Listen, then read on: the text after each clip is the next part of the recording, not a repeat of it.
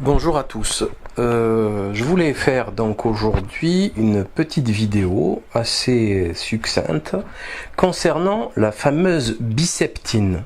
La Biseptine qui est un antiseptique utilisé quasiment systématiquement en France. Il y a 800 000 naissances, on peut dire qu'il y a 800 000 boîtes qui sont vendues à cette occasion aux mamans et papas qui vont s'occuper du cordon ombilical les quelques jours, les 2-3 semaines, même pas, le temps qu'il tombe. Et c'est utilisé donc par tout le monde et il contient comme principe actif de la chlorhexidine, de l'alcool et du chlorure de benzalconium. Chlorure de benzalconium qui est un spermicide, un toxique très important. Alors pourquoi cette vidéo? Parce que tout simplement, il y a le Moniteur des pharmacies, qui est un journal assez important, officiel des pharmacies, des pharmaciens, qui a publié un document, un article très court, 3 petites colonnes de rien du tout. Je pense que ça aurait mérité un peu plus. Donc du numéro 309 du 22 août 2015, donc il y a 4 jours. Il y a 2 personnes en plus qui me l'ont envoyé, 2 pharmaciens, je les remercie. Je suis allé voir un ami pharmacien justement qui me l'a pour le récupérer, mais bon bref, on me l'a scanné, je l'ai sous les mains. Je vais vous lire l'article. Biseptine, pas de danger pour les nouveau-nés. En avril 2013, une vidéo mise en ligne sur le librepenseur.org fait le procès de la Biseptine. Ce site, au ton polémique, la décrit comme dangereuse pour les nourrissons, alors qu'elle est couramment prescrite, pour ne pas dire systématiquement, en sortie de maternité pour les soins du cordon ombilical des bébés. Depuis, la rumeur circule et a été relancée cet été sur un autre site, oumimaterne.com, qui se présente comme premier portail communautaire spécialement dédié aux jeunes et futures mamans musulmanes. Alors déjà, vous remarquez que le journal des pharmaciens est d'accord avec moi, hein, c'est quasiment systématiquement prescrit aux mamans qui viennent d'accoucher, et tout de suite, immédiatement, il vous parle de rumeur, hein, c'est-à-dire c'est une rumeur, la dangerosité de la Biseptine, c'est écrit sur la fiche technique qu'il y a sur la bouteille. Ils l'ont transformé en rumeur. C'est quand même assez ahurissant, hein. C'est-à-dire que même aujourd'hui, même un constat d'huissier, c'est une rumeur. Un procès verbal est une rumeur. Un document légalisé à la mairie, apostillé par la cour d'appel, est une rumeur. Et on va où comme ça? Bref, je continue. À l'origine, la notice même du produit à base de chlorhexidine, alcool benzylique et chlorure et benzalconium chlorure. Là, ils ont fait une faute. Enfin, c'est chlorure de benzalconium. On est en France, on n'est pas en Angleterre, qui indique, donc je continue, ne pas utiliser sur une grande surface, sous pansement occlusif, sur une peau profonde brûlée, une peau de prématuré ou de nourrisson, en raison des risques de passage dans la circulation générale. Fin de citation. Donc ça, c'est ce qui est écrit sur la notice. Hein, donc si vous parlez français, logiquement, ne pas utiliser, c'est un ordre, hein, ne pas utiliser. Donc si vous l'utilisez qu'il y a un problème, vous vous débrouillez, vous êtes un abruti, il n'y a aucun moyen d'attaquer en justice le labo, quoi que ce soit. Hein. Alors je continue. Le laboratoire Bayer rappelle qu'il s'agit là d'une mise en garde fondée sur le principe de précaution, l'absence de données concernant la résorption cutanée et non d'une contre-indication. Donc c'est quand même assez ahurissant, hein. Ne pas utiliser, c'est pas une contre-indication, c'est une précaution. Secondo, ils disent en absence de données concernant la résorption cutanée, je suis désolé, on a toutes les données qu'il faut pour savoir si la peau de bébé ou la peau d'adulte absorbe lorsqu'elle est mise en condition de, on va dire, de patch transdermique. Pourquoi? Parce que tout simplement ces patchs existent depuis maintenant une quinzaine, une vingtaine d'années, notamment pour la nicotine pour les adultes, mais même pour les nourrissons, au niveau par exemple de l'EMLA patch. L'EMLA patch, c'est quelque chose qui est extrêmement utilisé. D'ailleurs, enfin c'est un petit patch de rien du tout, où il y a de la lidocaïne un genre d'anesthésique afin de faire des prélèvements sanguins, etc. chez les nouveau-nés, les bébés, etc. Donc c'est tout, on les a toutes ces données. En plus, le poids moléculaire de la lidocaïne, c'est à peu près 230. Le chlorure de benzalkonium, on est entre 300, 350. Voilà, donc c'est à peu près les mêmes molécules au niveau du poids, de la perméabilité. Bon, je crois que c'est clair. Hein, c'est un mensonge, clairement. Je finis. En outre, le guide des bonnes pratiques de l'antisepsie chez l'enfant, édité par la Société française d'hygiène hospitalière, recommande Biseptine pour les soins de cordon chez les nouveau-nés, les prématurés, de quoi rassurer les parents. Signé Anne Drouaden. Bon, ok, je suis allé voir le... Alors, je voulais vous dire aussi que ils disent aucun cas de brûlure avec Biseptine ne lui a été rapporté. On n'a jamais parlé de brûlure, abruti. Qu'est-ce que c'est que ces histoires? Alors, vous remarquerez, hein, ils vous discréditent avec le terme rumeur, et après ils vous font dire ce que vous n'avez jamais dit pour vous faire passer pour un âne. Donc ça, c'est une technique de voyou. Pour moi, c'est une technique de voyou. C'est des menteurs, des manipulateurs, c'est de la propagande et c'est grave. Donc, on est prié de fermer les yeux sur les contre-indications et les conseils d'utilisation qui sont catégoriques. Ne pas utiliser sur une grande surface, pansement occlusif. Donc, enfin, c'est clair, non? C'est évident. Alors, on vous dit de faire fi de cette déclaration, de cet écrit noir sur blanc. Par contre, on vous dit qu'il n'y a aucun cas de brûlure, mais on n'a pas parlé de brûlure, on parle de spermicides et de produits toxiques qui rend... Il y a des expériences, vous allez sur la fiche Wikipédia du chlorure de benzalkonium et il va vous montrer comment des souris sont mortes, elles accouchent avec plus de difficultés, elles meurent plus à l'accouchement, etc. Enfin, c'est tout ce qu'on dit, c'est tout ce qu'on a dit. D'ailleurs, la preuve que nous avons raison, c'est le fait que les spermogrammes sont en train de chuter de plus de 50% au niveau de la quantité, de la qualité des spermatozoïdes, on le sait, même plus que ça.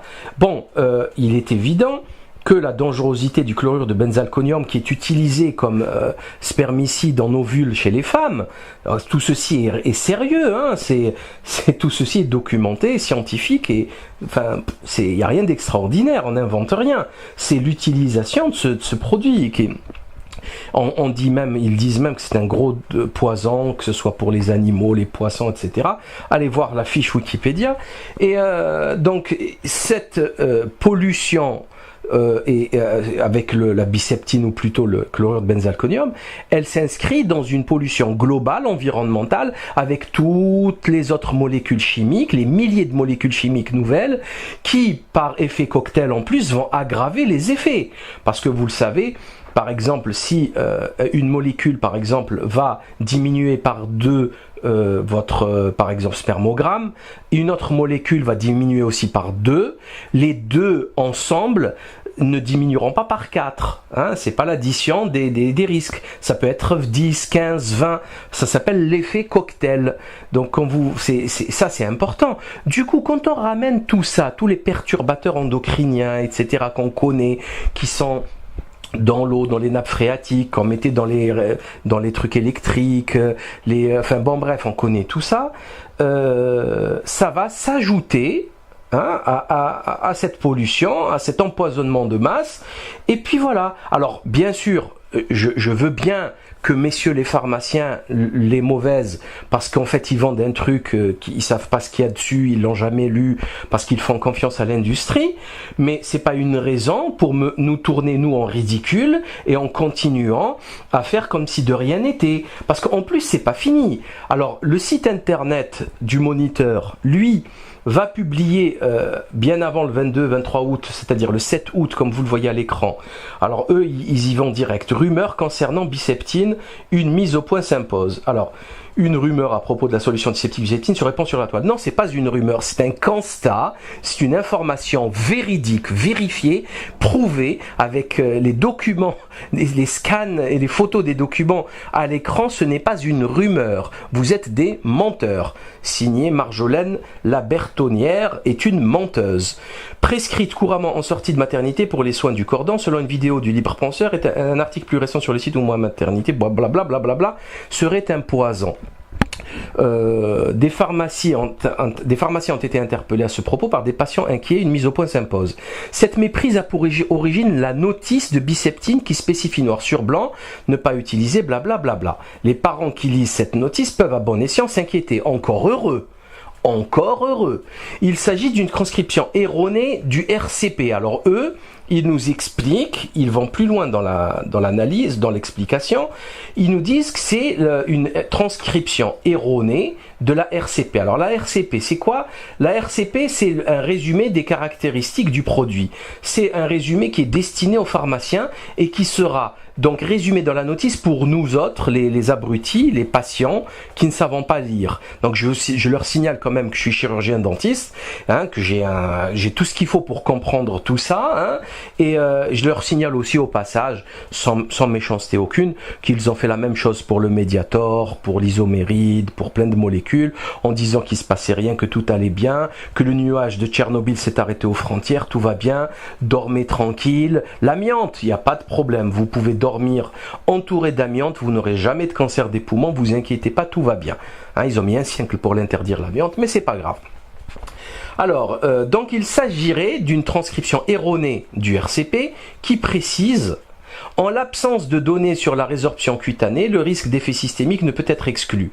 Ils sont d'autant plus à redouter que l'antiseptique est utilisé sur une grande surface, sous pansement occlusif, sur une peau lésée, notamment brûlée, une muqueuse, une peau de prématuré de nourrissant, en raison du rapport surface-poids et des effets d'occlusion des couches au niveau du siège. Fin de citation de la RCP. Donc des conditions de prudence plus rassurantes. Ces informations proviennent du blog d'un pharmacien, blabla. Les notices des autres antiseptiques utilisés dans les soins de cordon transcrivent fidèlement et en langage simple les RCP.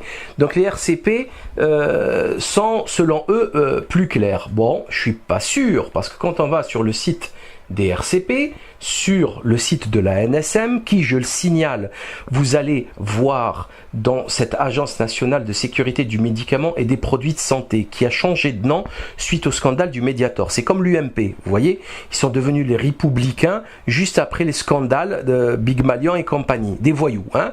Donc eux aussi, ils ont changé de nom pour se racheter une virginité, sachant, vous irez voir les déclarations publiques d'intérêt, c'est hallucinant. Hein. La patronne, elle a des contrats, enfin, elle est payée par Big Pharma, en veux-tu, en voilà, c'est pas grave.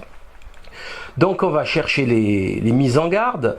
En l'absence de données de résorption cutanée, article 4.4, mise en garde spéciale et précautions d'emploi. Enfin, je suis désolé, qu'est-ce que c'est que ces histoires d'absence de données, enfin, ils n'ont pas le droit. Et de toute façon, s'ils n'ont pas de données et si on ne sait pas, on ne met pas, point à la ligne. C'est tout. Voilà, c'est principe de précaution et je dirais même le principe d'ignorance. Voilà, ces abrutis ne savent rien de rien. Bon, alors il faut pas commercialiser, mettre ça partout. C'est la moindre des choses. Franchement, c'est logique, c'est sain. Voilà. En plus, je le répète, on a des données sur les patchs transdermiques depuis maintenant longtemps. On sait comment ça fonctionne. On sait qu'il faut mettre donc que ça soit occlusif pour que la température elle monte. On a une perméabilisation plus importante des pores et le passage. Donc à travers le derme, enfin la couche cornée, l'épiderme et le derme. On sait que c'est le derme avec la couche basale, c'est à ce moment-là où ça pénètre dans la circulation, les capillaires, et que ça va passer en systémique, c'est-à-dire en circulation générale. Donc la circulation générale, ça pollue l'organisme dans sa totalité. Donc c'est comme ça que fonctionnent les patchs nicotiniques ou le M-La patch qui est un anesthésiant local. Et donc ça c'est connu, reconnu par tout le monde. C'est tout. Enfin il y a pas à discutailler pendant des heures et des siècles. Enfin je crois que c'est clair. Au passage, je vais vous donner encore une autre anecdote. Le mercurochrome. Mercurochrome, c'est exactement la même truc d'antiseptique que la biceptine. Ça a été utilisé pendant près d'un siècle. Ouais, un siècle, quasiment un siècle, créé aux États-Unis, c'est avec des organomercuriels, c'est-à-dire c'est des produits au mercure et qu'on mettait sur les enfants, les adultes, des petites blessures, des petites égratignures. Il n'y a pas un enfant qui est tombé de sa bicyclette ou qui joue au ballon qui s'est blessé qui s'est pas pris du mercurochrome. Donc il y avait du mercure, ils l'ont arrêté. Ils ont mis un siècle pour l'arrêter. Donc maintenant ils vendent du mercure mercurochrome sans mercure, hein, ça porte bien son nom, mercurochrome. Donc ils l'ont interdit en 2000, je sais plus quand, 2002 je crois en France. C'est très récent l'interdiction de la merbromine, du mercurochrome en France. Alors là j'ai trouvé, donc ça a été créé en 1918 aux États-Unis à Baltimore, et ça a été interdit successivement aux États-Unis en 98, en Allemagne 2003 et en France 2006. Quand on se demande pourquoi il faut 5 ans pour que ça soit interdit entre les États-Unis et l'Allemagne, et encore 3 ans. C'est exactement comme le Mediator, il était interdit en Allemagne, mais il était prescrit en France. C'est-à-dire quand vous arrivez à la frontière, dès que vous passez avec votre traitement dans la poche, vous êtes dans l'illégalité. Alors il faudrait qu'on nous explique comment la science, elle fait pour s'en sortir avec des contradictions pareilles. Du coup, bon, c'est pas la première fois qu'on en parle, c'est pas la première fois qu'on arrête de commercialiser des poisons qui ont été vendus et utilisés par les patients, remboursés par la Sécu pendant des décennies et qui ont fait le bonheur des actionnaires de Big Pharma. Alors maintenant, pour finir, je vais citer juste rapidement le blog d'un pharmacien, la coupe d'IJ, blog d'un pharmacien qui essaie de se mettre à la place du patient. Bon, tout de suite, c'est lui qui a lancé, c'est grâce à lui apparemment, ou à cause de lui, que cet article existe. Donc, puisqu'il date du 30 juillet 2015, il a dû contacter le journal et ils ont travaillé dessus. Donc, alors son texte est assez ahurissant, puisque, bon, il découvre avec consternation un article dénonçant la biseptine comme poison.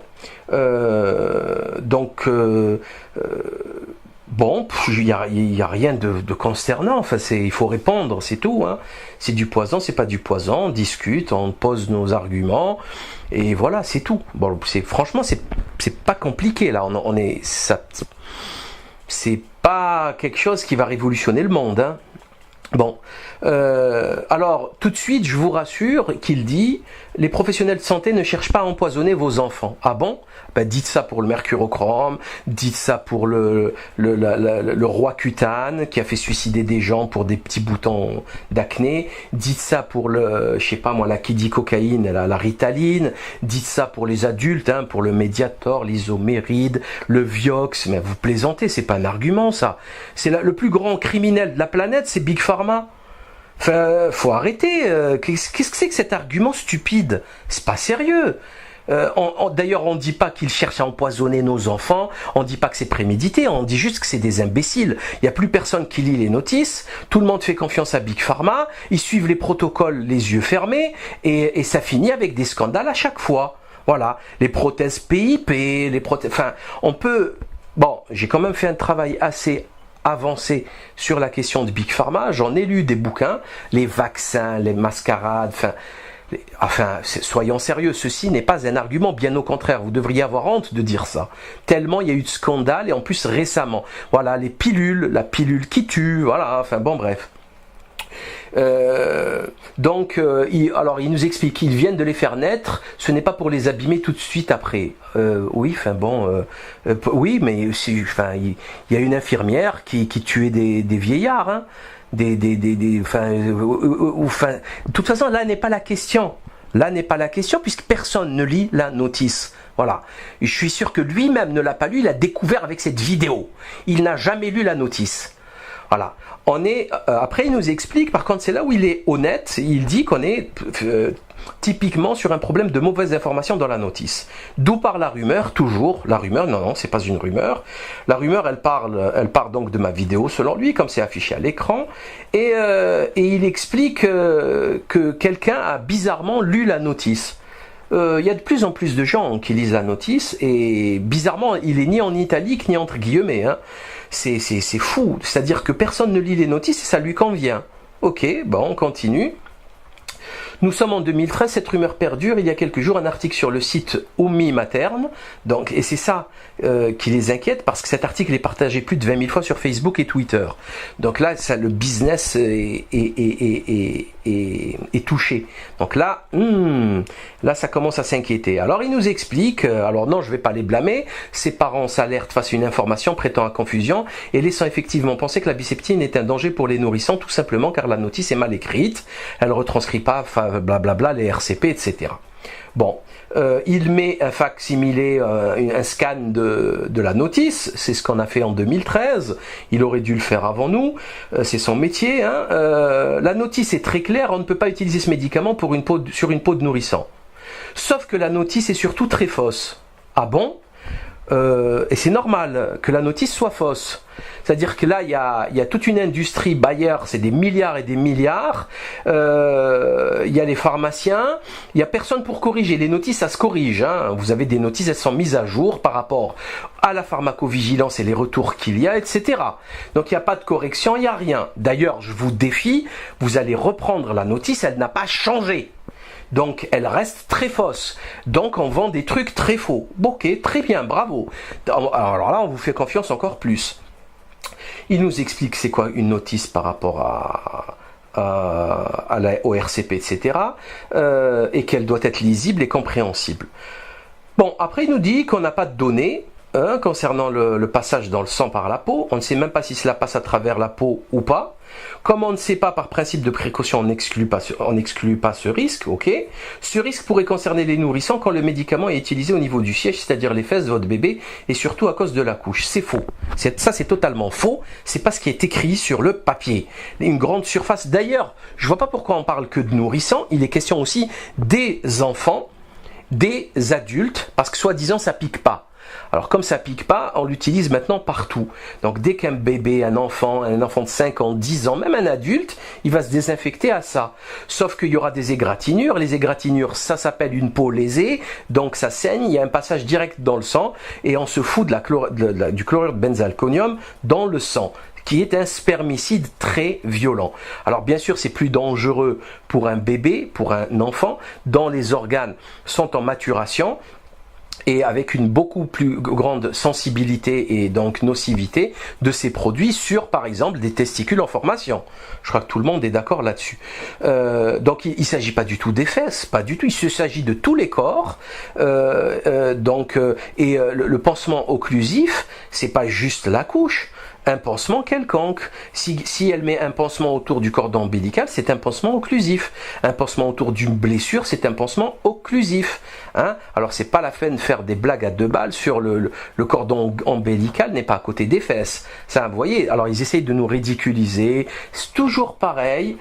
Et jusqu'au moment où ils interdisent ça du commerce parce qu'il y a eu des morts et des preuves de blessés, etc. Bon. Après, il s'en prend à l'ANSM, hein, qui comprend rien et qui veut pas simplifier les notices, etc. Non, qu'est-ce qu'elle a à voir l'ANSM? C'est Bayer qui transcrit mal selon ce qu'il dit. Pourquoi l'ANSM serait touchée là? Il suffirait que Bayer l'écrive, c'est tout. C'est aussi simple que ça. Mais pire encore, il va nous expliquer, c'est ce que j'ai dit aussi dans la vidéo, et là il ne le dira pas, il n'y a aucune preuve scientifique que la toilette, ça c'est une étude Cochrane sur plus de 8000 patients, hein, en plus en Occident, donc là où l'hygiène elle est quand même correcte, il n'y a aucune preuve scientifique qu'il y ait une efficacité de la toilette du cordon ombilical avec antiseptique, avec juste de l'eau savonneuse ou le laisser sécher naturellement. Vous vous rendez compte? C'est quand même hallucinant. Donc là, c'est l'OMS qui fait ce papier. Il y a une étude Cochrane aussi qui le dit. Un simple sérum physiologique, séchage avec compresse est totalement envisageable. Surtout lorsqu'on sait qu'en Occident, ça va quoi. Il n'y a plus de bactéries nulle part. Hein. C'est à coup de javel partout. À la maison, c'est super propre. Enfin, il n'y a absolument aucun souci. Donc, tout ça pour ça. Hein. Tout ça pour ça. Et on nous renverra à un moment donné sur le site des bonnes pratiques hospitalières alors ça c'est ahurissant, hein, ça s'appelle, alors excusez-moi 30 secondes, la Société française d'hygiène hospitalière. Donc ils ont des protocoles et le guide des bonnes pratiques, ils ont mis la biceptine partout, même pour le nourrisson.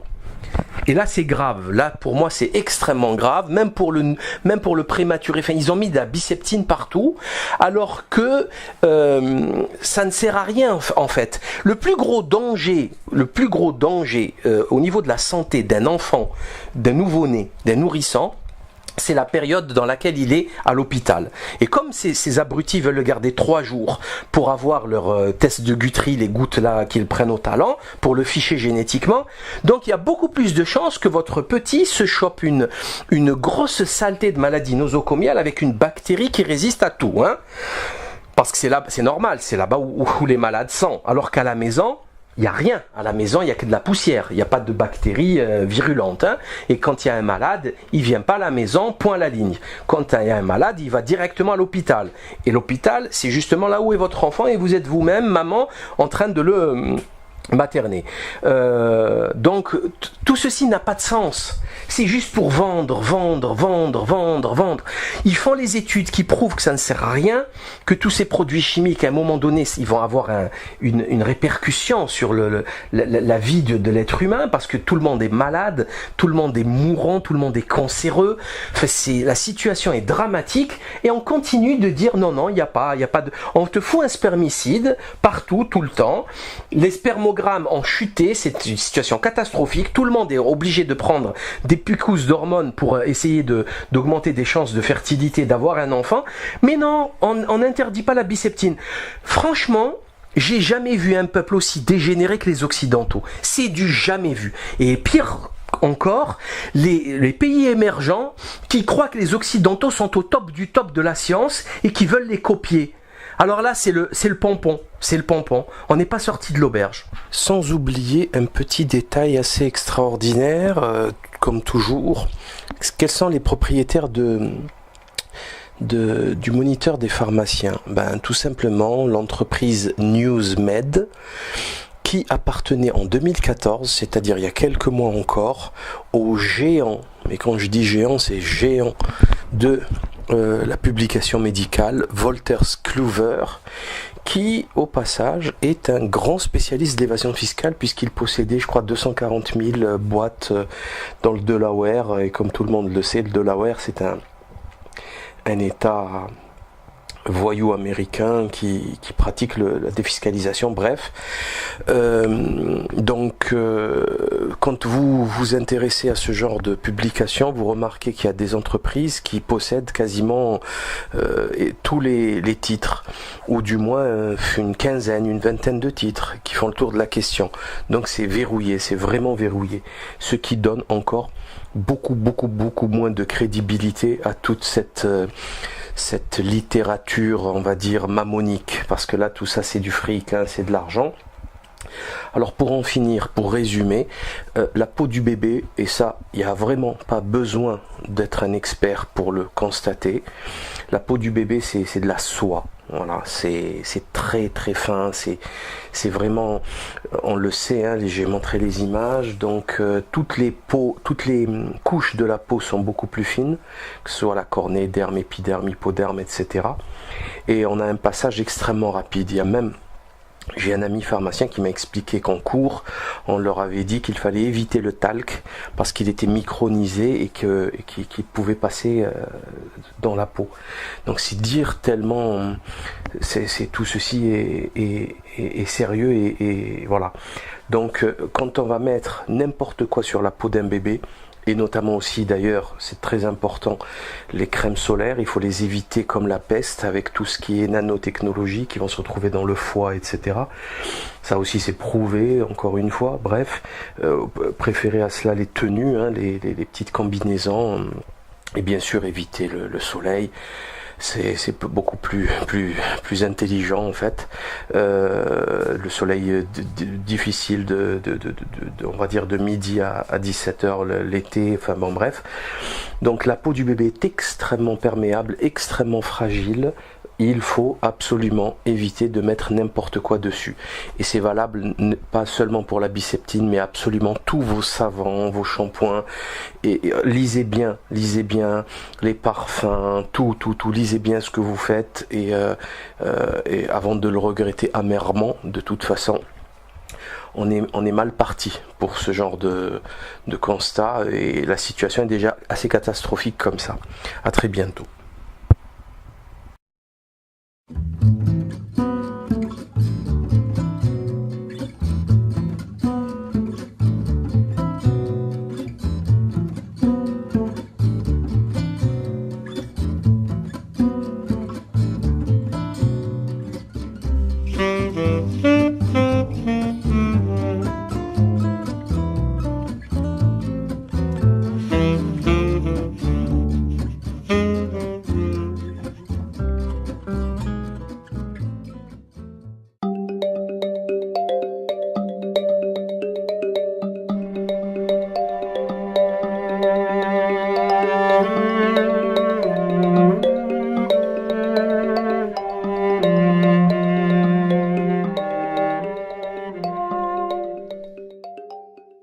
Grave.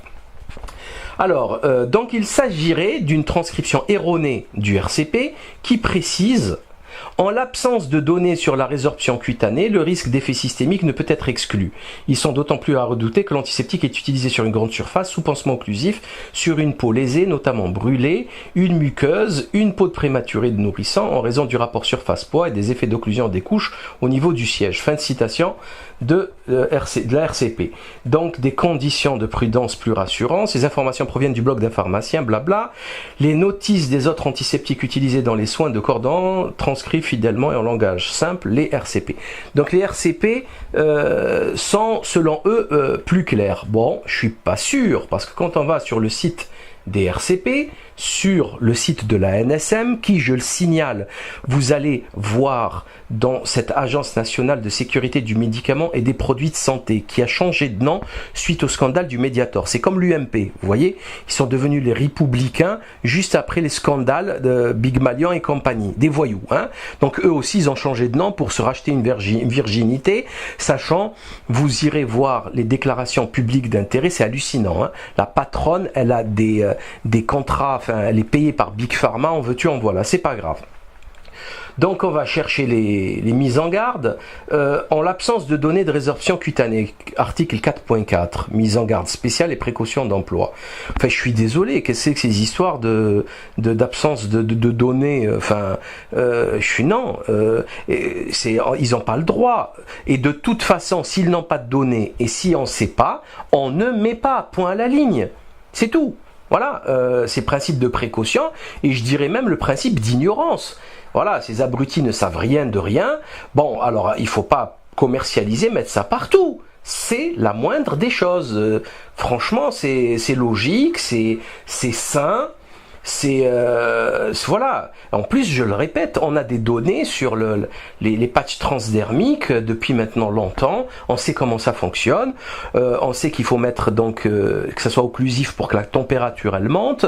On a une perméabilisation plus importante des pores et le passage. Donc à travers le derme, enfin la couche cornée, l'épiderme et le derme. On sait que c'est le derme avec la couche basale, c'est à ce moment-là où ça pénètre dans la circulation, les capillaires, et que ça va passer en systémique, c'est-à-dire en circulation générale. Donc la circulation générale, ça pollue l'organisme dans sa totalité.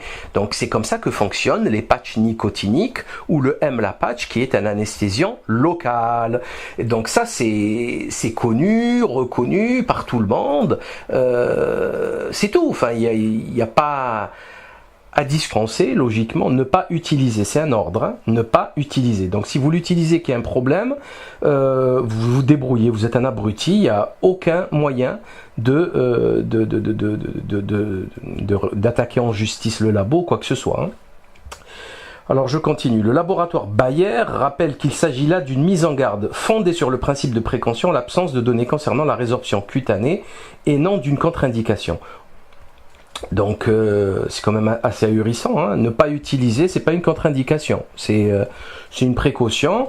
Secondo, ils disent en absence de données concernant la résorption cutanée, je suis désolé, on a toutes les données qu'il faut pour savoir si la peau de bébé ou la peau d'adulte absorbe lorsqu'elle est mise en condition de, on va dire, de patch transdermique. Pourquoi? Parce que tout simplement ces patchs existent depuis maintenant une quinzaine, une vingtaine d'années, notamment pour la nicotine pour les adultes, mais même pour les nourrissants, au niveau par exemple de l'EMLA patch. L'EMLA patch, c'est quelque chose qui est extrêmement utilisé. D'ailleurs, enfin c'est un petit patch de rien du tout, où il y a de la lidocaïne, un genre d'anesthésique afin de faire des prélèvements sanguins, etc. chez les nouveau-nés, les bébés, etc. Donc c'est tout, on les a toutes ces données. En plus, le poids moléculaire de la lidocaïne, c'est à peu près 230. Le chlorure de benzalkonium, on est entre 300, 350.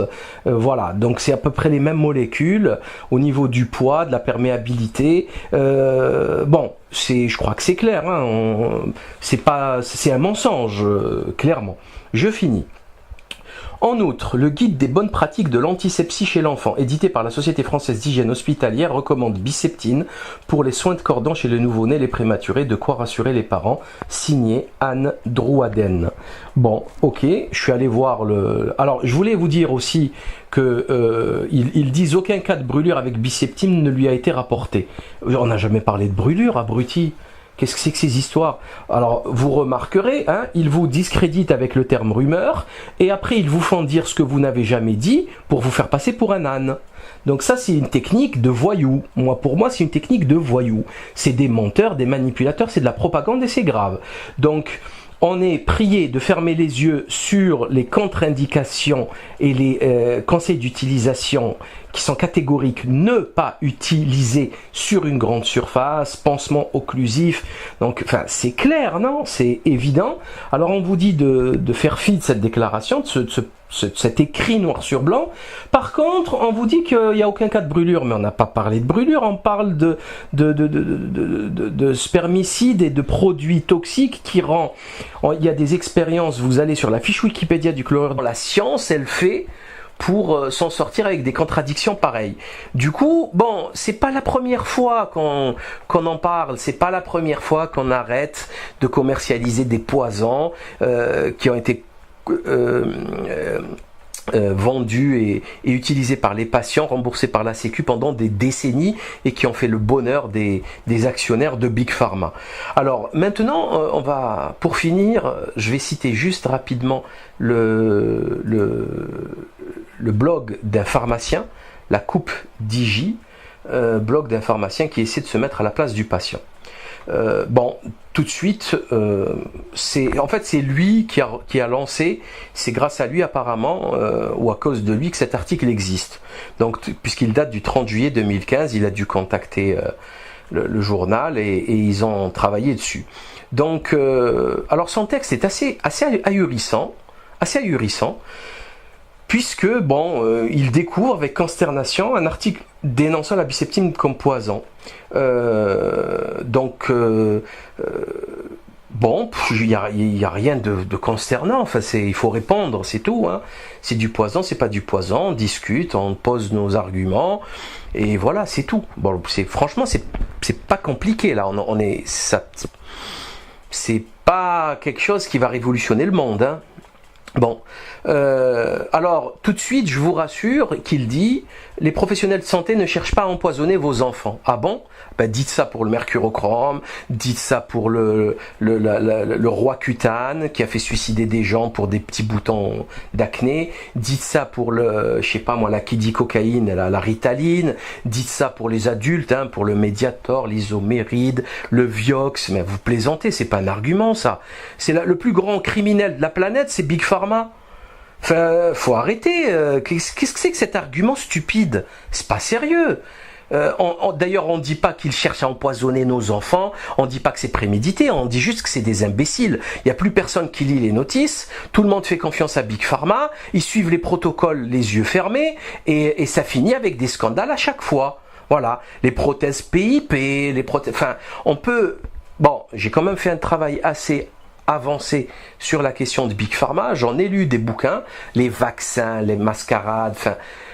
Enfin, soyons sérieux, ceci n'est pas un argument, bien au contraire, vous devriez avoir honte de dire ça. Tellement il y a eu de scandales, et en plus récemment. Voilà, les pilules, la pilule qui tue, voilà, enfin bon bref. Alors il nous explique qu'ils viennent de les faire naître, ce n'est pas pour les abîmer tout de suite après. Oui, enfin bon, oui, mais enfin, il y a une infirmière qui tuait des vieillards, hein, du chlorure de benzalconium dans le sang, qui est un spermicide très violent. Alors bien sûr, c'est plus dangereux pour un bébé, pour un enfant, dont les organes sont en maturation, et avec une beaucoup plus grande sensibilité et donc nocivité de ces produits sur, par exemple, des testicules en formation. Je crois que tout le monde est d'accord là-dessus. Donc il ne s'agit pas du tout des fesses, pas du tout, il s'agit de tous les corps. Le pansement occlusif, c'est pas juste la couche. Un pansement quelconque. Si elle met un pansement autour du cordon ombilical, c'est un pansement occlusif. Un pansement autour d'une blessure, c'est un pansement occlusif. Hein? Alors c'est pas la peine de faire des blagues à 2 balles sur le cordon ombilical n'est pas à côté des fesses. Ça, vous voyez, alors ils essayent de nous ridiculiser. C'est toujours pareil. Et jusqu'au moment où ils interdisent ça du commerce parce qu'il y a eu des morts et des preuves de blessés, etc. Bon, après il s'en prend à l'ANSM, hein, qui comprend rien et qui veut pas simplifier les notices, etc. Non, qu'est-ce qu'elle a à voir l'ANSM? C'est Bayer qui transcrit mal selon ce qu'il dit. Pourquoi l'ANSM serait touchée là? Il suffirait que Bayer l'écrive, c'est tout. C'est aussi simple que ça. Mais pire encore, il va nous expliquer, c'est ce que j'ai dit aussi dans la vidéo, et là il ne le dira pas, il n'y a aucune preuve scientifique que la toilette, ça c'est une étude Cochrane sur plus de 8000 patients, hein, en plus en Occident, donc là où l'hygiène elle est quand même correcte, il n'y a aucune preuve scientifique qu'il y ait une efficacité de la toilette du cordon ombilical avec antiseptique, avec juste de l'eau savonneuse ou le laisser sécher naturellement. Vous vous rendez compte? C'est quand même hallucinant. Donc là, c'est l'OMS qui fait ce papier, il y a une étude Cochrane aussi qui le dit. Un simple sérum physiologique, séchage avec compresse est totalement envisageable. Surtout lorsqu'on sait qu'en Occident, ça va quoi, il n'y a plus de bactéries nulle part. Hein. C'est à coup de javel partout, à la maison c'est super propre. Enfin, il n'y a absolument aucun souci. Donc, tout ça pour ça. Hein. Tout ça pour ça. Et on nous renverra à un moment donné sur le site des bonnes pratiques hospitalières alors ça c'est ahurissant. Hein, ça s'appelle... Alors, excusez-moi 30 secondes. La Société française d'hygiène hospitalière. Donc, ils ont des protocoles et le guide des bonnes pratiques, ils ont mis la biceptine partout, même pour le nourrisson. Et là, c'est grave. Là, pour moi, c'est extrêmement grave. Même pour le prématuré. Enfin, ils ont mis de la biceptine partout, alors que ça ne sert à rien, en fait. D'autres sont au top du top de la science et qui veulent les copier. Alors là, c'est le pompon. C'est le pompon. On n'est pas sorti de l'auberge. Sans oublier un petit détail assez extraordinaire, comme toujours. Quels sont les propriétaires du moniteur des pharmaciens? Tout simplement l'entreprise NewsMed, qui appartenait en 2014, c'est-à-dire il y a quelques mois encore, au géant, mais quand je dis géant, c'est géant de la publication médicale, Wolters Kluwer, qui, au passage, est un grand spécialiste d'évasion fiscale, puisqu'il possédait, je crois, 240 000 boîtes dans le Delaware, et comme tout le monde le sait, le Delaware, c'est un État voyou américain qui pratique la défiscalisation, bref. Quand vous vous intéressez à ce genre de publication, vous remarquez qu'il y a des entreprises qui possèdent quasiment tous les titres, ou du moins une quinzaine, une vingtaine de titres qui font le tour de la question. Donc c'est verrouillé, c'est vraiment verrouillé, ce qui donne encore beaucoup moins de crédibilité à toute cette littérature, on va dire, mammonique, parce que là tout ça c'est du fric, hein, c'est de l'argent. Alors pour en finir, pour résumer, la peau du bébé, et ça, il n'y a vraiment pas besoin d'être un expert pour le constater, la peau du bébé c'est de la soie. Voilà, c'est très très fin, c'est vraiment, on le sait, hein, j'ai montré les images, donc toutes les couches de la peau sont beaucoup plus fines, que ce soit la cornée, derme, épiderme, hypoderme, etc. Et on a un passage extrêmement rapide. Il y a même J'ai un ami pharmacien qui m'a expliqué qu'en cours, on leur avait dit qu'il fallait éviter le talc parce qu'il était micronisé et qu'il pouvait passer dans la peau. Donc c'est dire tellement, tout ceci est sérieux et voilà. Donc quand on va mettre n'importe quoi sur la peau d'un bébé, et notamment aussi d'ailleurs, c'est très important, les crèmes solaires, il faut les éviter comme la peste avec tout ce qui est nanotechnologie qui vont se retrouver dans le foie, etc. Ça aussi c'est prouvé, encore une fois, bref, préférez à cela les tenues, hein, les petites combinaisons, et bien sûr éviter le soleil. C'est beaucoup plus intelligent en fait. Le soleil difficile on va dire de midi à 17h l'été, enfin bon bref. Donc la peau du bébé est extrêmement perméable, extrêmement fragile. Il faut absolument éviter de mettre n'importe quoi dessus. Et c'est valable pas seulement pour la Biceptine, mais absolument tous vos savons, vos shampoings. Et lisez bien les parfums. Vous voyez, ils sont devenus les républicains juste après les scandales de Big Malion et compagnie, des voyous. Hein. Donc eux aussi, ils ont changé de nom pour se racheter une virginité, sachant, vous irez voir les déclarations publiques d'intérêt, c'est hallucinant. Hein. La patronne, elle a des contrats, enfin, elle est payée par Big Pharma, en veux-tu, en voilà, c'est pas grave. Donc on va chercher les mises en garde. En l'absence de données de résorption cutanée, article 4.4, mise en garde spéciale et précautions d'emploi. Enfin, je suis désolé, qu'est-ce que c'est que ces histoires d'absence de données, enfin, ils n'ont pas le droit. Et de toute façon, s'ils n'ont pas de données et si on ne sait pas, on ne met pas, point à la ligne. C'est tout. Voilà, c'est principe de précaution et je dirais même le principe d'ignorance. Voilà, ces abrutis ne savent rien de rien. Bon, alors il faut pas commercialiser, mettre ça partout. C'est la moindre des choses. Franchement, c'est logique, c'est sain.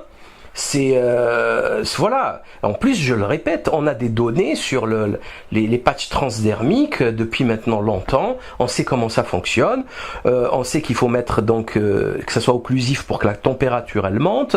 On a une perméabilisation plus importante des pores et le passage. Donc à travers le derme, enfin la couche cornée, l'épiderme et le derme. On sait que c'est le derme avec la couche basale, c'est à ce moment-là où ça pénètre dans la circulation, les capillaires, et que ça va passer en systémique, c'est-à-dire en circulation générale.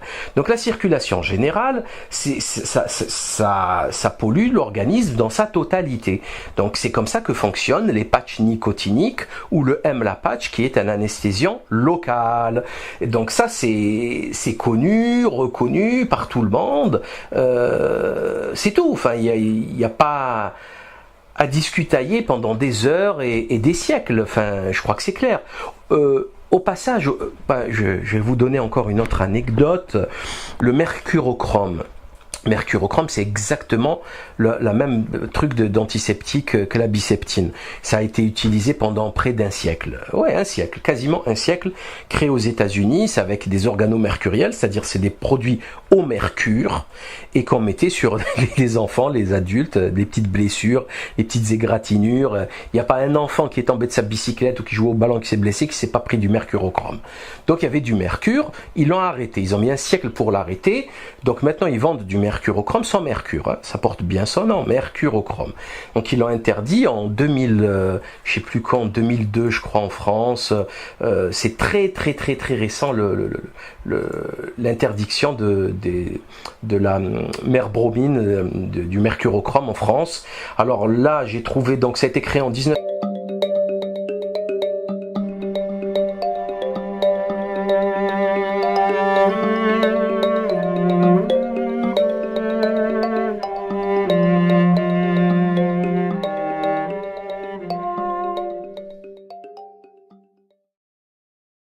Bonjour à tous.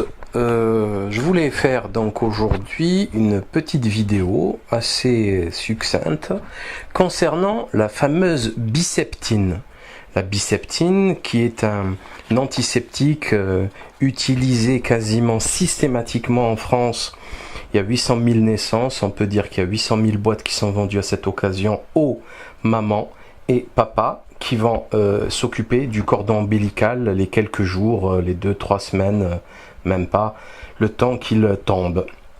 Et c'est utilisé donc par tout le monde et il contient comme principe actif de la chlorhexidine, de l'alcool et du chlorure de benzalconium. Chlorure de benzalconium qui est un spermicide, un toxique très important. Alors pourquoi cette vidéo? Parce que tout simplement, il y a le Moniteur des pharmacies, qui est un journal assez important officiel des pharmacies, des pharmaciens, qui a publié un document, un article très court, 3 petites colonnes de rien du tout. Je pense que ça aurait mérité un peu plus. Donc du numéro 309 du 22 août 2015, donc il y a 4 jours. Il y a 2 personnes en plus qui me l'ont envoyé, 2 pharmaciens, je les remercie. Je suis allé voir un ami pharmacien justement qui me l'a pour le récupérer, mais bon bref, on me l'a scanné, je l'ai sous les mains, je vais vous lire l'article.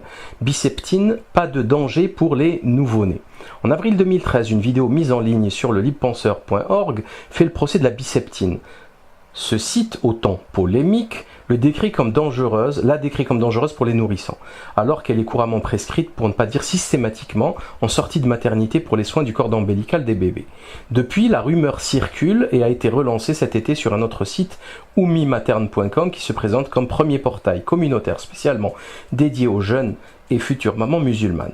Alors déjà, vous remarquez que le journal des pharmaciens est d'accord avec moi, hein, c'est quasiment systématiquement prescrit aux mamans qui viennent d'accoucher, et tout de suite, immédiatement, il vous parle de rumeur, hein, c'est-à-dire c'est une rumeur, la dangerosité de la biseptine, c'est écrit sur la fiche technique qu'il y a sur la bouteille. Ils l'ont transformé en rumeur. C'est quand même assez ahurissant, hein. C'est-à-dire que même aujourd'hui, même un constat d'huissier, c'est une rumeur. Un procès verbal est une rumeur.